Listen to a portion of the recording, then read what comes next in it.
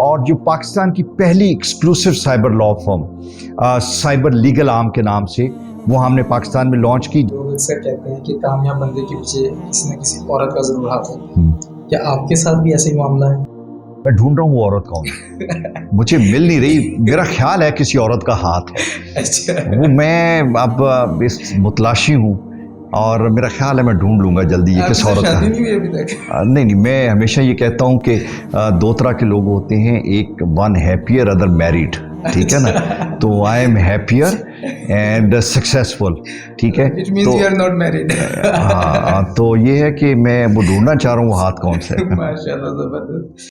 अस्सलाम वालेकुम रहमतुल्लाह। दोस्तों, मैं हूं उस्ताद मोइन अख्तर सक्सेस टीम के प्लेटफॉर्म से और आपकी कामयाबी है हमारा मकसद। इसी सिलसिले में हम आपके सामने ऑफ एंड ऑन मुख्तलिफ सक्सेस स्टोरीज लाते रहते हैं और आज भी हमारे साथ मौजूद हैं अलमास अली जोविंदा साहब। और ये हमारे पास एक ज़बरदस्त किस्म की सक्सेस स्टोरी इस लेवल से भी मौजूद है कि उन्होंने बिल्कुल माइनर लेवल से अपना स्टार्ट लिया और इस वक्त पूरी दुनिया में पाकिस्तान का नाम रोशन कर रहे हैं। तो बाकी हम इन्हीं से सीखते हैं। अस्सलाम वालेकुम सर। जी वालेकुम सलाम, कैसे हैं आप? आप सर ठीक ठाक हैं? सर आप खुद ही फरमाइए कि आपका जो स्टार्ट है वो किस तरह से हुआ और आप इस वक्त माशाल्लाह कामयाबी की बुलंदियों तक कैसे पहुंचे? मोइन स्टार्ट तो इस तरह से है कि लॉ करने के बाद मैंने कुछ अर्सा एक अंग्रेजी अखबार था द न्यूज़, और द न्यूज़ में मैंने काम किया और साथ में अपनी लॉ प्रैक्टिस भी करता था। But the actual exposure that I got was working with the government of Sharjah. उनका प्रोजेक्ट था हमरिया फ्री जोन। तो हमरिया फ्री जोन ने मुझे बहुत एक्सपोजर दिया। वहाँ पे हमने इंटरनेशनल आर्बिट्रेशन पहली मरतबा इंट्रोड्यूस करवाई। वहाँ पे बेशुमार जो बिजनेसमैन और इंडस्ट्रीज आया करते थे, उनका लोकल जो उनका जुडिशल सिस्टम था, जो कोर्ट सिस्टम था, उस पर ट्रस्ट नहीं था और उनका ख्याल ये था कि लैंग्वेज बैरियर हैं, अदालतों में मुश्किलात होंगी।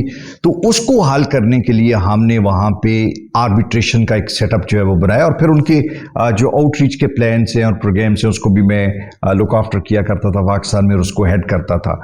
But with the passage of the time फिर हमने 2014-15 में यहाँ पे मुख्तलिफ लॉ कॉलेजेस में साइबर लॉज पढ़ाने शुरू किए, जबकि पाकिस्तान के अंदर साइबर कवानीन नहीं थे।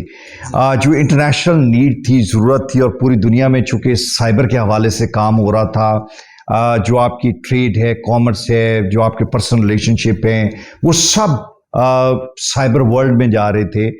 तो बैंकिंग साइबर वर्ल्ड में हो रही थी और उसी तरह क्राइम भी बढ़ रहे थे और पाकिस्तान में उससे रिलेटेड कवानीन मौजूद नहीं थे।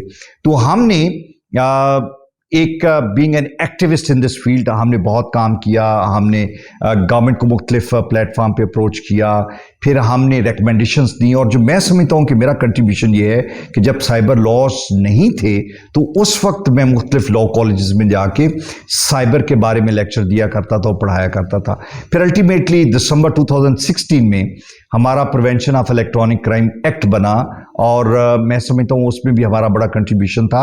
और जो पाकिस्तान की पहली exclusive cyber law firm cyber legal arm के नाम से वो हमने पाकिस्तान में लॉन्च की, जिसमें मेरे ही स्टूडेंट्स जो थे, जिनको मैं कायदे लॉ कॉलेज या किसी और जगह पे पढ़ाता था, वो उन सब के साथ मिलके हमने पाकिस्तान की पहली exclusive cyber law firm launch की। तो इस एरिया में बहुत बड़ा एक काम और कंट्रीब्यूशन है।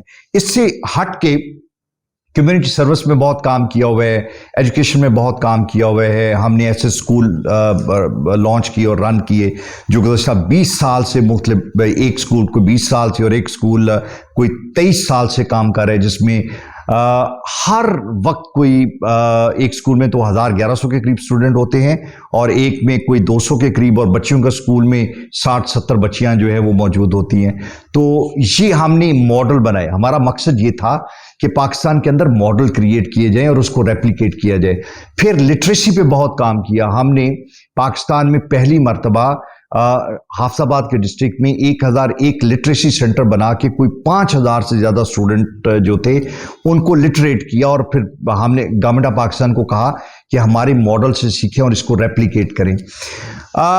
फिर मैं ये कहूँगा कि मेरा काफ़ी कंट्रीब्यूशन है पाकिस्तान की इमेज बिल्डिंग के हवाले से। 2010 में I along with my colleagues Rotary के प्लेटफॉर्म पे हमने एक प्रोजेक्ट इनिशिएट किया डेलावेयर अमेरिका में, जहाँ पे हमने पीपल टू पीपल रिलेशनशिप पे फोकस किया। वहाँ पे हमने पाकिस्तान के बारे में बात की, वहाँ पे जो स्कूल और कॉलेजेस हैं वहाँ पे सेमिनार अरेंज किए।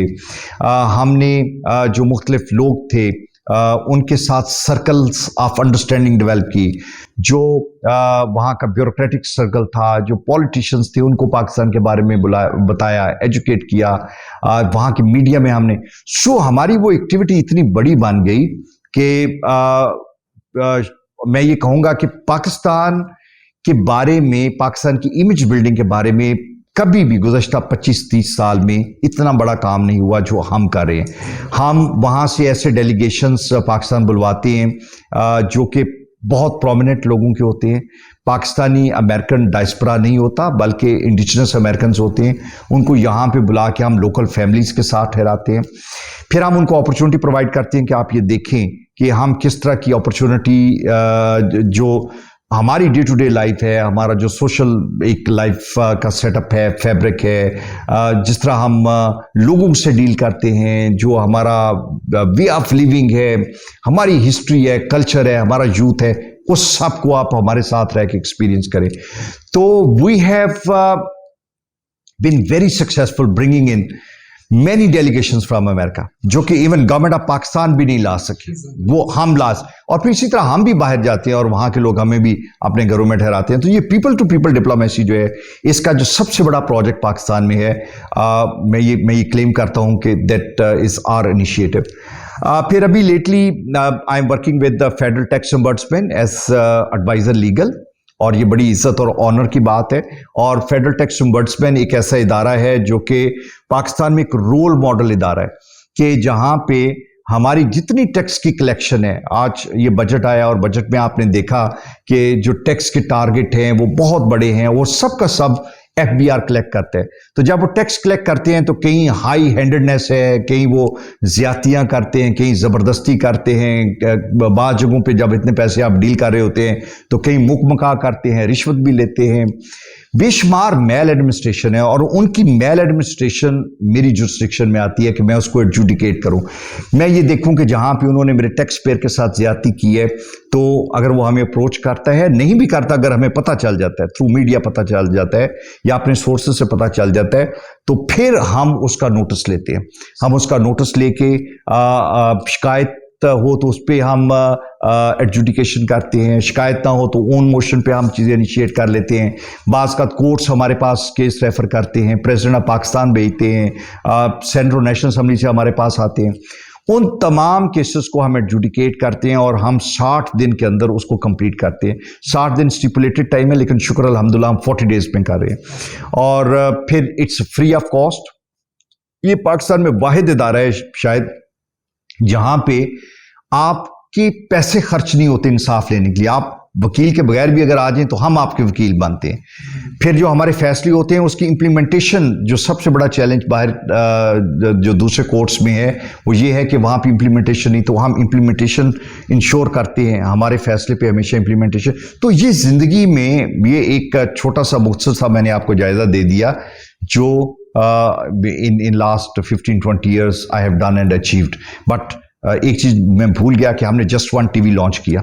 Just one TV is a huge success, और वो लीगल फटर्निटी का टीवी चैनल है जिसमें हमारे एंकर सारे जो है उनका बैकग्राउंड जो है वो लॉ का होता है। दे आर ईदर लॉयर्स और द लॉ स्टूडेंट्स और द रिटायर्ड जजेस, लेकिन हमारे गेस्ट लीगल फटर्निटी से हैं और हर जगह से हैं। मकसद ये था कि जो हमारे वोकला हैं उनको बात करना ज़्यादा बेहतर आती है। हमारी जो ग्राउंड रियलिटीज़ हैं, हर रोज़ केसेस जो हैं, केसेस ग्राउंड रियलिटीज़ को रिफ्लेक्ट करते हैं। केसेस हमारी सोसाइटी के अंदर जो एक प्रॉब्लमेटिक एरिया है, जो इश्यूज है, उसको रिफ्लेक्ट करते हैं। तो उनकी उस नॉलेज की बेस पे they can be a better host, they can arrange a better dialogue. तो हमने जस्ट वन टीवी लॉन्च किया जो कि माशाल्लाह is one of the premier IPTV या OTT मैं ये कहूँगा पाकिस्तान के अंदर। तो सर, इस हवाले से आपकी कामयाबी में वो कौन सा सिंगल मोस्ट कंट्रीब्यूटिंग फैक्टर है जिसने सबसे ज़्यादा आपको ये कामयाब बनाने में हेल्प किया? देखो, मैं अभी थोड़ी देर पहले एक बच्चे से बात कर रहा था, तो मैंने कहा तुम्हारी कामयाबी के पीछे क्या? तो उसने कहा कि मल्टीटास्किंग। मेरी कामयाबी के पीछे दो चीज़ें हैं। एक तो मेरा फोकस इधर उधर नहीं होता। मैं जब जिस चीज़ पे फोकस होता हूँ तो मैं मुकम्मल 100% मेरा फोकस उस चीज़ पे होता है। उसके लिए मैं चीज़ों को प्लान करता हूँ। लेकिन इम्पॉर्टेंट चीज़ ये है कि मेरे उस फोकस के लिए कोई मोटिवेशन होनी चाहिए, और मेरी हमेशा मोटिवेशन ये रही है कि मैं पाकिस्तान में चीज़ों को बेहतर करना चाहता हूँ। मैं ये समझता हूँ कि हमारे अंदर बहुत टैलेंट है, एबिलिटी है, रिसोर्सेज हैं, डूएबल चीज़ें हैं, लेकिन एट टाइम हम चीज़ों को ठीक तरीके से ना करने की वजह से चीज़ें कर नहीं पाते। मैं जब आपको ये कहता हूँ कि मुझे रोल मॉडल्स बनाने हैं, तो उसके पीछे मेरे अंदर ये डिज़ायर है कि मैं लोगों को करके दिखाऊं कि इन्हीं हालात में, इन्हीं सर्कमस्टांसेस के बावजूद हमने डिलीवर किया। जैसा मैंने पाकिस्तान की इमेज बिल्डिंग की बात की, पूरी दुनिया में हमारे बारे में बेशुमार बातें की जाती हैं, हमें टेररिस्ट से रिलेट किया जाता है, हमें कहा जाता है कम पढ़े लिखे हैं, हमें और बेशुमार चीज़ें हमारे से टैग की जाती हैं। लेकिन मैंने साबित किया कि हम ऐसे नहीं हैं, और उनकी पिच पे जाके खेल के उन्हें बताया कि हम ऐसे नहीं हैं। तो मेरे अंदर वो जो मोटिवेशन है, एक कन्विक्शन ये है कि हम बेहतर हैं, एक कन्विक्शन ये है कि हम कर सकते हैं, और फिर उसके मुताबिक मैं चीज़ों को फोकस करता हूं और प्लान करता हूं, और ये मोटिवेशन मुझे लेके जाती है, which makes me successful most of the time. Very good sir, आपका सोर्स ऑफ इंस्पिरेशन क्या है? बस सोर्स ऑफ इंस्पिरेशन, देखिए मैं हमेशा ये कहता हूं, जो अच्छे लोग मेरे इर्द गिर्द हैं, ये मेरा सोर्स ऑफ इंस्पिरेशन है। जिन लोगों को मैं देखता हूं और मैं कहता हूं कि यार दे आर ब्रिलियंट। मैं दुनिया घुमा हुआ हूं, मैं I have seen world like not many have actually. तो मुझे अंदाज़ा है कि पूरी दुनिया के अंदर लोगों का टैलेंट, एबिलिटी क्या है। तो जब मैं अपने लोगों को देखता हूँ, मैं कहता हूँ कि दे आर वेरी टैलेंटेड, बहुत इनके अंदर, फिर मेहनती भी हैं, काम भी करना लेक कहाँ करते हैं कि डायरेक्शन नहीं है और लीडरशिप नहीं है। तो जब आप इनको डायरेक्शन दें और लीडरशिप दें, तो they are the best people. और मैंने कोई बारहा जगहों पे इनको आजमाया है कि they deliver like nobody other can. So this is the reason मैं ये हमेशा ये कहता हूँ कि ये आपको इंस्पायर करते हैं कि भाई हम हैं, लेकिन हमें डायरेक्शन नहीं दी गई और हमें लीडरशिप नहीं दी गई। वेरी गुड सर, पाकिस्तान में जो गवर्नमेंट की मुख्तलिफ सिचुएशन चलती रहती हैं, अप्स एंड डाउन चलते रहते हैं, बाज़ औक़ात पॉलिसीज़ होती हैं, क्या इसकी वजह से हमारी कामयाबी के चांसेस कम नहीं हो जाते? बड़े कम हो जाते हैं। पॉलिसी देखिए, पॉलिसी का पॉलिटिशियन से ताल्लुक तो होना ही नहीं चाहिए। बाहर के ममालिक में आप देखें कि उनके 20 ईयर्स प्लान होते हैं, 15 ईयर्स प्लान होते हैं, प्लानिंग कमीशंस होते हैं। पॉलिसी कंसिस्टेंट होनी चाहिए, ये नहीं होनी चाहिए कि आज एक पॉलिटिशियन आया तो उसने कहा कि अच्छा इसको छोड़। मैं मिसाल देता हूँ, हमारे यहाँ पे बेशुमार चीज़ें ऐसी बनी, किसी एक ने बना दी, हेल्थ में हॉस्पिटल बने। तो जब नई गवर्नमेंट आई तो उन्होंने कहा कि ये जो पुरानी गवर्नमेंट ने बनाया था तो छोड़ दो, हमें ये नहीं करना। सिर्फ इसलिए छोड़ दिया कि उस पर अरबों रुपए लगे हुए थे कि ये पुरानी गवर्नमेंट का प्रोजेक्ट था। नो, जो आपकी प्लान्स हैं वो इर्रिस्पेक्टिव कि वो कौन सी गवर्नमेंट है, उसमें कंसिस्टेंसी होनी चाहिए। हमारी चूंकि प्लानिंग ठीक नहीं है, और प्लानिंग ठीक ना होने की वजह से जो प्लान हम शुरू करते हैं, प्रोजेक्ट शुरू करते हैं, वो डिसरप्ट हो जाता है, डिसकंटिन्यू हो जाता है। जब डिसकंटिन्यू होता है तो आप ये भूल जाते हैं कि आप वो प्रोजेक्ट रुक गया वहाँ पे, लेकिन उसके साथ जो लोग एसोसिएटेड थे वो भी रुक गए, उनको भी रोक दिया, उनकी ग्रोथ को भी आपने रोक दिया, डिस्करेज कर दिया। जो डॉक्टर बाहर से छोड़ छाड़ के यहाँ पे हॉस्पिटल रन करने के लिए आया था, आपने एक दिन ताले लगा दिए, बिजली काट दी, तो वो बेचारा क्या, वो he will go back, he can afford going back, but जाके वो बाकी साहब को भी बताएगा यार ना जाना, आपके 4 साल भी ज़ाया होंगे। आप वो पाकिस्तान में आना चाह रहे हैं पाकिस्तान के लिए कंट्रीब्यूट करने के लिए, because the government lack that right and consistent policies. These people and the people who have the desire to contribute for Pakistan, they ultimately fly out। वो हम ये कहते हैं कि कैपिटल फ्लाइट जो है और ह्यूमन रिसोर्स फ्लाइट जो, उसके पीछे यहाँ के हमारी गवर्नमेंट्स की इनकंसिस्टेंट पॉलिसीज है। सर, ऐसे मौके पे जब हम देखते हैं कि गवर्नमेंट की पॉलिसीज़ हैं, इसके अलावा पाकिस्तान में ये भी कहा जाता है जहाँ पे करप्शन है वगैरह वगैरह, लॉट ऑफ द थिंग्स हैं, लेकिन ऐसे सिनेरियो में क्या हम इस तरह से कह सकते हैं कि we need to focus on what is still in our control? अगर हम एक्सेल कर, देखिए ना, आप भी तो यहीं पे रहते हुए, इन सारी पॉलिसीज़ में रहते हुए आप इतना ग्रो कर गए, तो बहुत सारे लोग हैं जो नहीं ग्रो कर पाते। तो इट मीन्स कि there is something inside our own selves, rather कि हम डिपेंड करना शुरू कर दें कहीं पे। आपका इस हवाले से क्या ख्याल है कि हमें फोकस उस चीज़ पे करना चाहिए जो हमारे कंट्रोल में है, या उन चीज़ों के बारे में ज़्यादा सोचें which is not in our control? देखो, इसके लिए फिर लीडरशिप चाहिए आपको।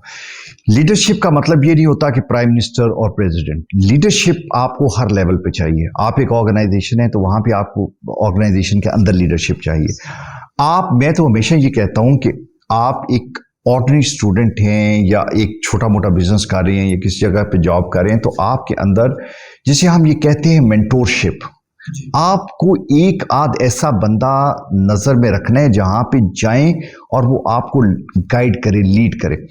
जब हम कहते हैं कि यार ये मिस्टर ए ने तो ये सब कुछ कर लिया, मिस्टर बी भी यही इन्वायरमेंट थी, ये सब कुछ था, नहीं कर सका, तो मेरा अपना जाती ख्याल ये है कि उसको वो लीडरशिप नहीं मिल रही होती, उसको वो मोटिवेशन नहीं मिल रही होती, उसको गाइड करने वाला प्रॉपर बंदा नहीं मिल रहा होता।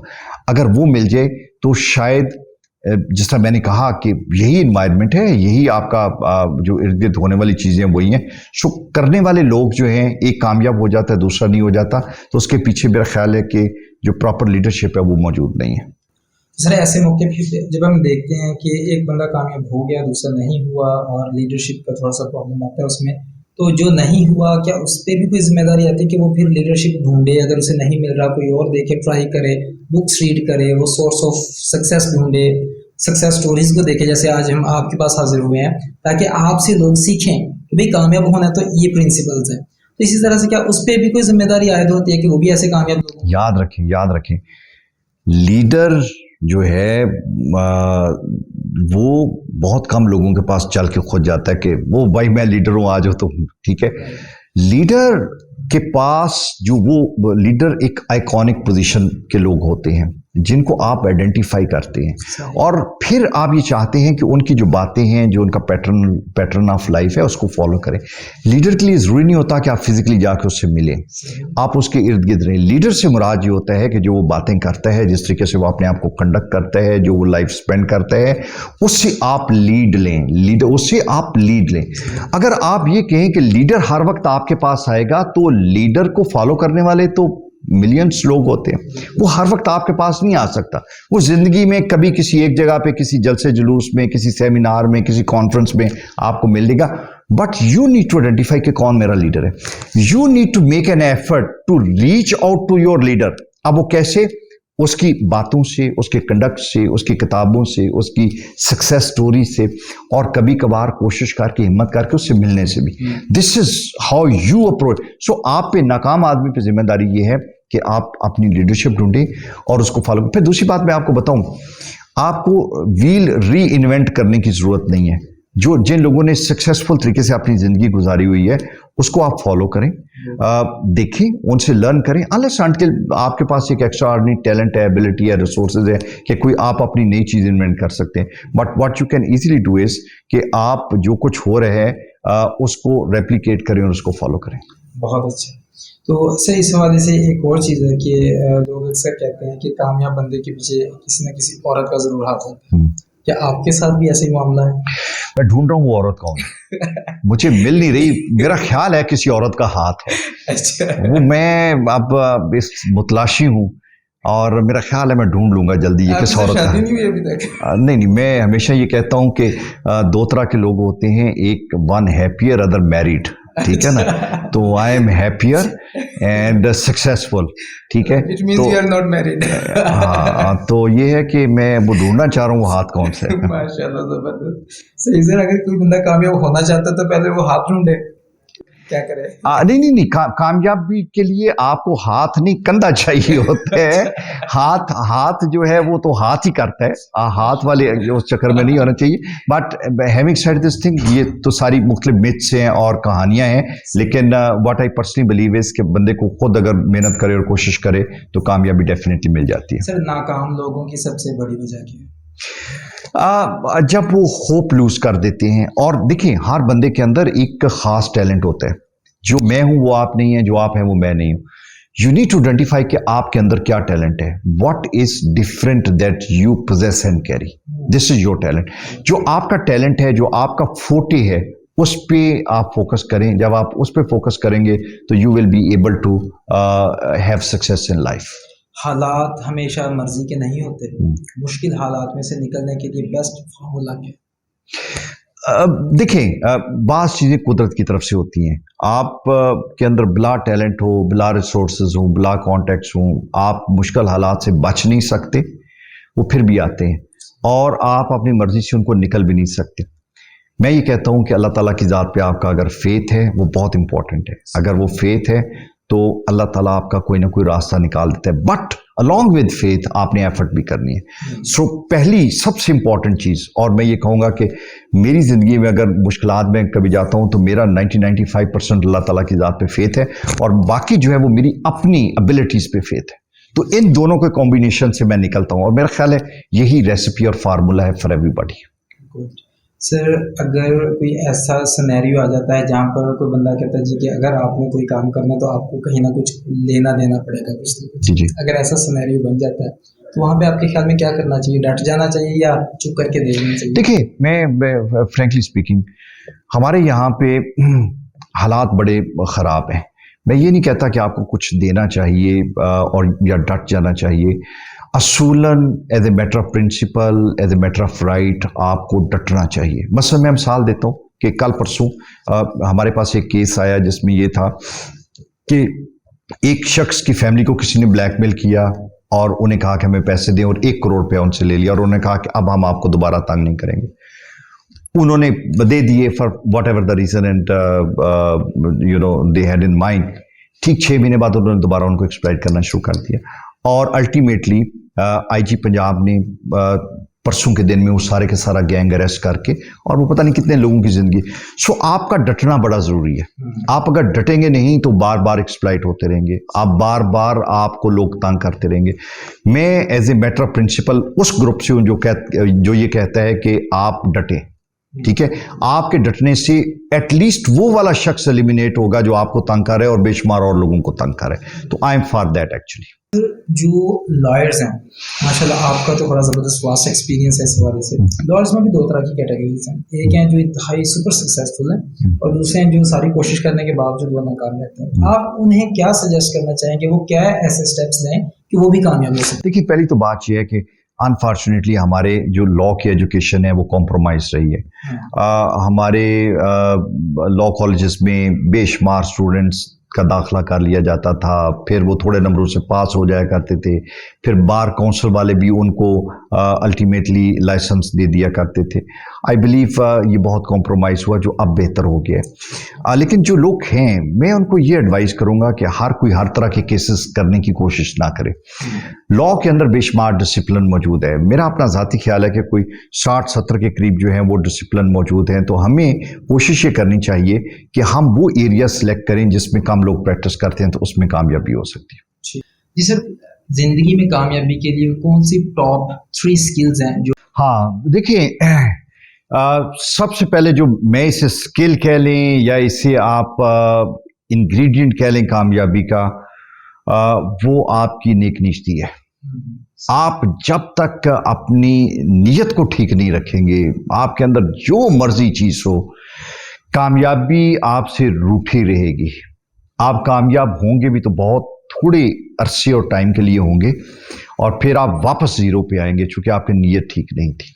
सो जब आपकी नीयत ठीक है तो उसके बाद आपने जो इंपॉर्टेंट चीज़ मैं पहले भी कह रहा था कि आप अपना टैलेंट देखें कि वो क्या है, फिर उस टैलेंट को आपने ट्रांसलेट किस तरीके से करना है। दिस इज़ वेरी इंपॉर्टेंट कि अगर मुझे ये पता है कि मेरे अंदर खूबी जो है वो बोलने की है, तो मुझे ये आइडेंटिफाई करना चाहिए कि किन एरियाज में मैं जाऊं। मुझे वकील बनना है, मुझे एंकर बनना है, मुझे ट्रेनर बनना है, मुझे उस्ताद बनना है, मैं वो देखूं। मैं अगर ये समझता हूं कि मेरे अंदर कोई स्किल इस तरह का है जिसमें मैकेनिकल साइड है, तो मुझे इंजीनियर बनना है। बच्चे की एप्टीट्यूड है, उसे देखें, ठीक है।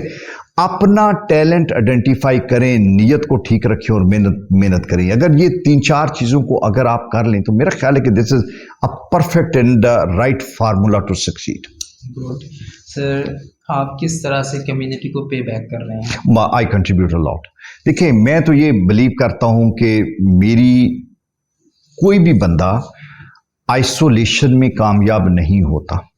अगर आप ये कहें कि मेरी सोलो फ्लाइट थी और मैं कामयाब हो गया और लोगों ने मुझे रिकग्नाइज कर लिया, ये भी नहीं है।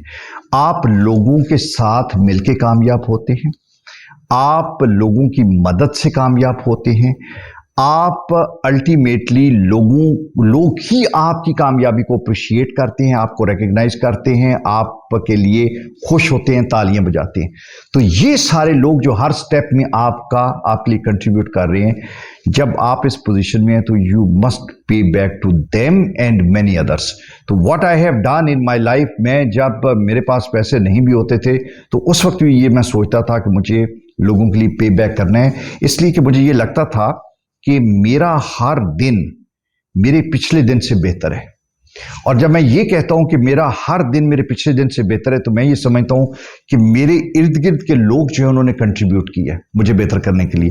तो मैं हमेशा, मैंने आपको शुरू में बताया कि मैं एजुकेशन में हमने बहुत काम किया, क्लीन ड्रिंकिंग वाटर में किया, लिटरेसी में किया, हेल्थ में किया, पाकिस्तान की इमेज बिल्डिंग के लिए किया, और मैनी अदर एरियाज जहां पे बड़े लेवल पे, ये भी नहीं छोटे लेवल पे, हमने सोसाइटी को, कम्युनिटी को और ह्यूमैनिटी को, इन सब को, आई won't say pay back, but I will like to extend up my support and help, ये जिस तरीके से भी जहां कहीं हो सकी वो मैं करता रहा।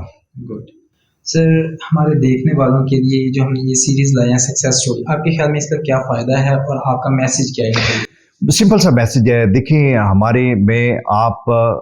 मैं तो अपने जो जूनियर्स हैं उन सबको ये कहता हूं कि जिस तरह एक कंपनी का बोर्ड ऑफ डायरेक्टर होता है, एक अपनी जिंदगी में अपना एक बोर्ड ऑफ डायरेक्टर्स रखें, और उस बोर्ड ऑफ डायरेक्टर्स में 3-4 नाम सोच लें। जरूरी नहीं होता कि उनसे आप मिलें, या वो आप, एक शख्स जो आज से 200 साल पहले भी गुजरा है, मैं अरिस्टोटल को अपने बोर्ड ऑफ डायरेक्टर में रख सकता हूं, मैं सोक्रेटिस को रख सकता हूं, मैं नेल्सन मंडेला को, जिनको मैं कभी नहीं मिला, लेकिन जब मेरी जिंदगी में कोई मुश्किल वक्त आए या चैलेंज आए या हार्डशिप आए, तो मैं ये सोचूं कि इस वक्त वो क्या करते, तो आपको उस चीज का एक बेहतर हाल मिल जाता। उनकी जिंदगी को थोड़ा सा स्टडी करें और अपना एक जो पर्सनल लाइफ का बोर्ड ऑफ डायरेक्टर्स है वो डेवलप करें।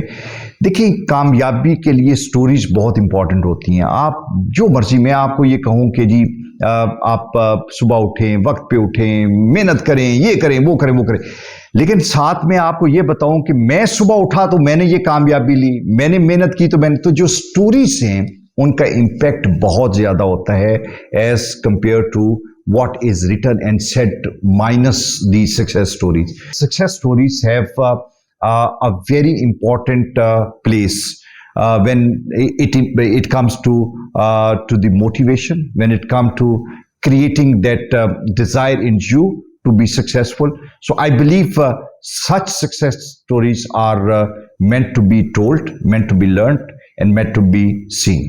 आपके इंतहाई कीमती वक्त निकालने का आपका बहुत शुक्रिया। अल्लाह आपको खुश रखे और आपको मजीद तरक्की से नवाजे। बहुत वालेकुम अस्सलाम।